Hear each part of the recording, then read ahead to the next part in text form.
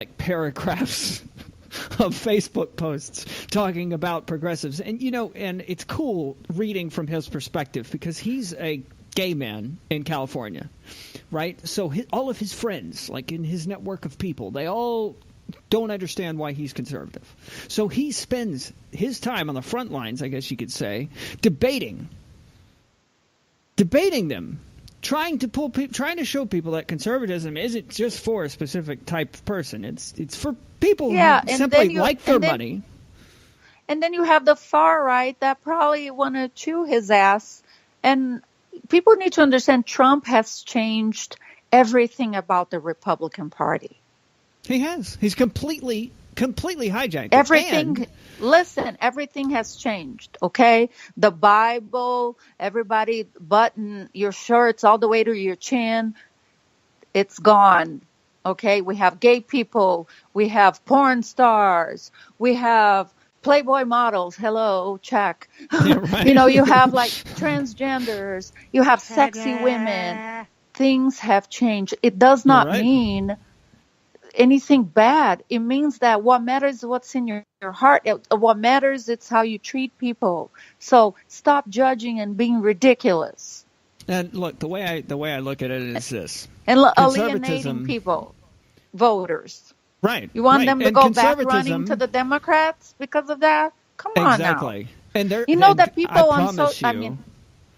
I promise you that there are hundreds and hundreds of LGBT people who voted Democrat strictly because of that. Not even understanding that Trump was the first president before the general election who promoted LGBT activism. No, he was the first I remember one. him holding the flag and everything. But look, not to take too much of our time on the subject, but I saw on social media, because if I dare to comment on Facebook, on Fox News or the Daily Mail, but I think that this was on Fox News page, one guy said, "Hey, everybody, she poses nude. She's in Playboy."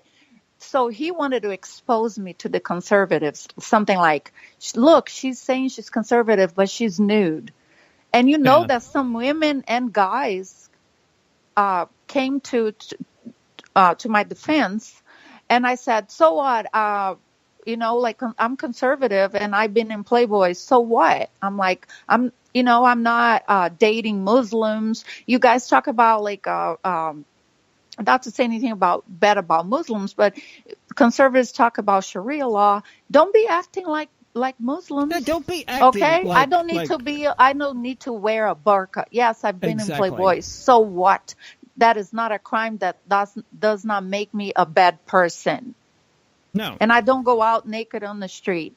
Well, stop being fundamentalists. They sit there and spend hours upon hours on social media talking about other religions, like across the country. Yeah, but they wanted to expose me to the conservative. Right. But they wanted to expose me to the conservative, so they'd be like, oh my God. Someone said, oh, she takes her clothes off for a living. Her opinion doesn't matter. Can you believe this shit? Of course I can believe it. I take my clothes off for a living. I've been in Playboy. My opinion does not matter. Oh, yes, my opinion matters. And I tell them all the time, and you can't shut me up. Try. Right. Try. Exactly. And, and the reason why they attack you like that is because they don't have any other argument. So, but I don't even care. I continue. We can't really continue on. I mean, the general consensus of Manning is that, the problem is that this is a person who was charged with treason. Well, a form of treason, obviously. There wasn't – I mean, the sentence was commuted and now is running for Maryland. Yeah, let's give her more access. Let's give her more access to classified information, huh? Yeah. Clearly their judgment is screwed up, and so we should do everything we can to stop that. Now, on to other subjects. DACA, Deferred Action for Childhood Arrival. Yeah, I know. See, but look, I know that this is a big one. And it is a big one. And the problem is that I mean, all of us, we're active on social media in some form, one of the networks, not just Twitter, not just Facebook, not just Gab. Everyone is active in different places. And a lot of people don't really understand the difference of DREAM Act versus DACA, and really what it is. Because the DREAM Act granted legal status or permanent legalization, right? And DACA offers a legal presence or a temporary legislation, like legalization. Okay? Mm-hmm. And the reason where DACA came from was because, obviously, we wouldn't pass the DREAM Act. So Obama signed his wonderful pen because he has that pen. He had, yes. Well, he thank God had. Thank God he had the pen. I mean, he no longer has the pen, but he had the pen. And then, of course, now the focus of DACA has moved from the sentimental focus of children to just having a requirement that the applicants have a GED. Now, that's all good. It's all candy cane wishes and unicorn dreams when we read it out on paper. It's just like everything from the progressive movement all looks great on paper. The problem is it does not translate into reality, right? So, like, I've seen arguments all over the place. I've been spending the whole weekend arguing with people over DACA. And I know you know this. Like, I've seen liberals say, you're talking bad about our military because most of them serve in the military. But they don't even know that there's over 700,000 DACA recipients, and there's only 900 DACA recipients who are serving in the military. Fine. Let them have their status. But what the hell? I think that you love this country so much, you're serving in the military, they should be granted citizenship. Right there.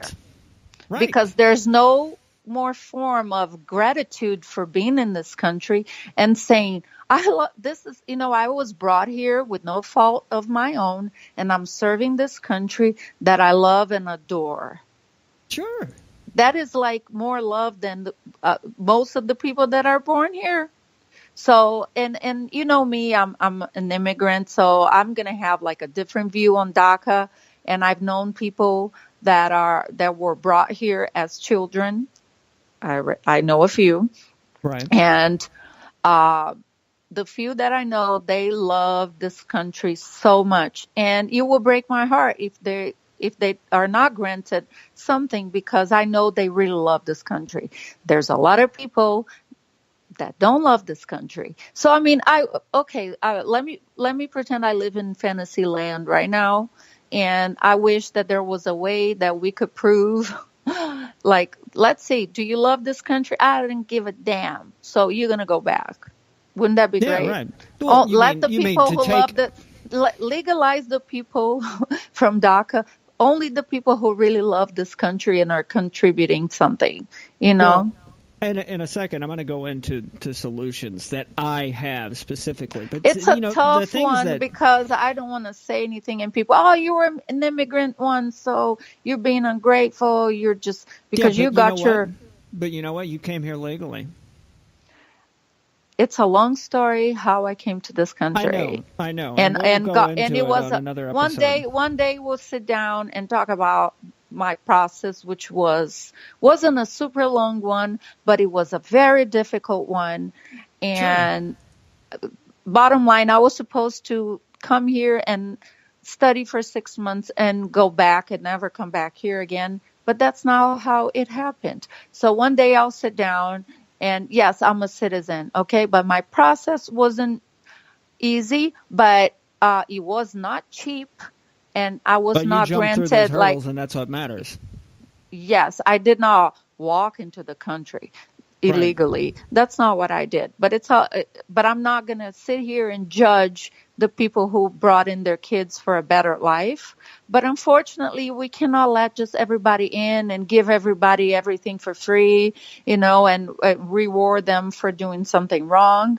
Like a lot of, like in my case, and I know a lot of people that had a similar as my case, we paid a lot Yeah. to the government. We paid I a believe lot it. in attorney And legal fees. Sure. in legal fees. Yeah. And we did not have it easy.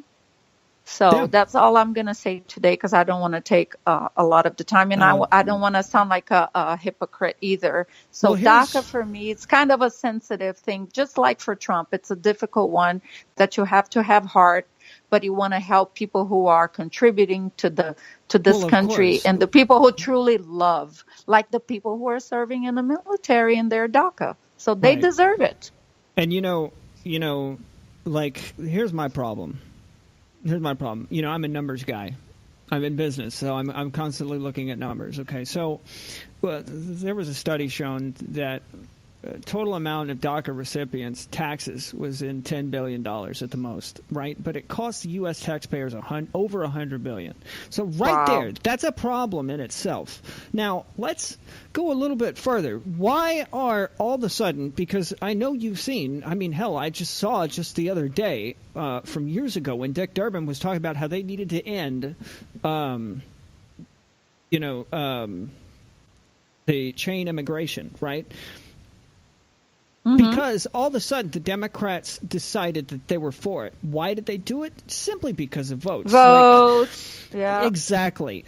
Like a survey data shows that 2-to-1 party identification with Democrats over Republicans from foreign individuals who are coming into the country to be a citizen. So they have seen the proof that immigrants likely support redistributive policies because they don't have money, so they want more of it. So they think that voting progressive means that they're going to get more money, when it literally just means that they're just going to get a bigger side of the nipple from Uncle Sam's tit. And I don't care what anyone says. But that's not why they came here. No, of course not. But here's my problem. Chain migration is expected to add over 8 million potential foreign voters over the next 2 decades. That changes everything. Now, real quick, let's talk about solutions, okay? First, we need to enforce E-Verify, for God's sake. Yes. We have the system. Why don't we use it? Our taxes bought it and built it, so why don't we use it? We need to build that wall.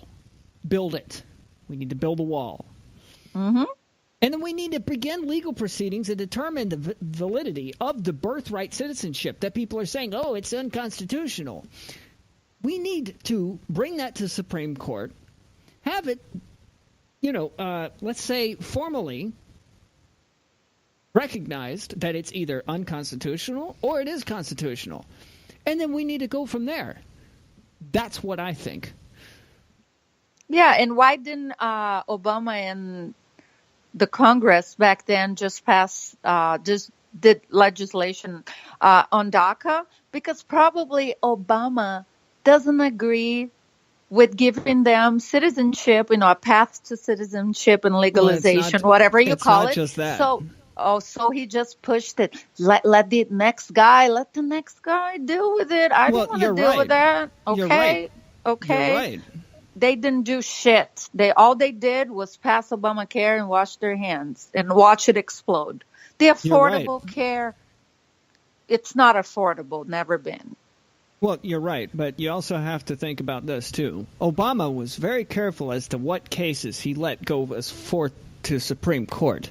And there's a reason for that, because he knew with the way the benches were, he knew which way it would go. So he's using his pen, his lovely executive pen, he was using his pen to skirt around those issues, because if it went to Supreme Court, I guarantee you it would go different.